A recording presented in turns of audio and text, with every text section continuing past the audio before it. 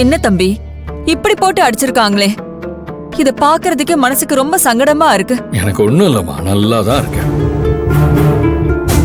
இப்படிதாங்க சொல்லிட்டு இருக்கான். இவன் நல்லா இருக்கானா இல்லையான்னு நமக்கு தெரியாதா? ஆமா தம்பி, நீங்க இங்க வந்ததுல இருந்தே ஒரு நிமிஷம் கூட உட்காரவே இல்லையே. அவ்வளவு சுறுசுறுப்பா சந்தோஷமாவும் அங்கே எங்கேயும் ஆடி ஓடி திரிஞ்சிட்டு இருந்தீங்களே, யாரு கண்ணு பட்டுதோ தெரியல. தேவையில்லாம என்னென்னமோ நடந்துருச்சு. வருத்தப்படாதீங்கம்மா, லைஃப்னா இப்படித்தானே, நல்லது மட்டுமே எப்பவும் இருந்துட்டு இருக்காது. இதே மாதிரி பிரச்சனையும் கஷ்டமும் இருந்துகிட்டு தானே இருக்கும், இல்ல மாமா? ஆமாமா. பிரச்சனை கஷ்டம்லாம் இருக்கதான் செய்யும், அது கரெக்ட் தான். அதுக்காக நீ அதை தேடி போய் வாங்கிட்டு வரக்கூடாது. துஷ்டனை கண்டா தூர விலகுன்னு சும்மா ஒன்னும் சொல்லல. மா, என்னம்மா நீ? தம்பி, அம்மா சொல்றதுல ஒண்ணும் தப்பு இல்லையே. அந்த புருஷன் பொண்டாட்டி 2 பேரும் முதல் தடவை பாக்குறப்பவே சண்டையும் பிரச்சனையும் தானே ஆரம்பிச்சது.